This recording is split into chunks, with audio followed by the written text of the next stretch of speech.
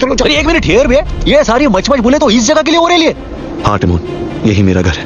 वो डेंजर पत्थर के पीछू में है क्या? और इसको तो पूरा सर्विसिंग करना मांगता है। बोले वो तेरा डिजाइन सही है, खाली फीलिंग थोड़ा शमशान टाइप का आ रहा है। हे देख एक पंछी। टिमोन, पंबा, ये है जाजू। अरे सीधा बोलना, पोपट है। हो गया सिम्बा, हम सब तुम्हारे साथ हैं मरते दम तक। चल ब्रो, भाई लोग भी खर्चा पानी देंगे। तो आओ मेरे साथ।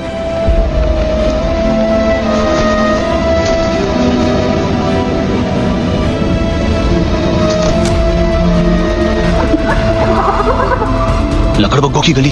हमको जल्दी खा डाले तो अच्छा है, ज्यादा चबाएंगा तो दर्द होगा। ये लाल टपकाते छपरी लोग से बचने का क्या आइडिया है भाई? उन्हें गाजर देंगे।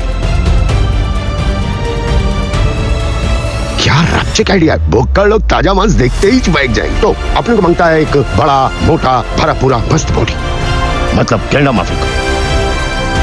तुम सब मेरे को क्यों देख रहे हो?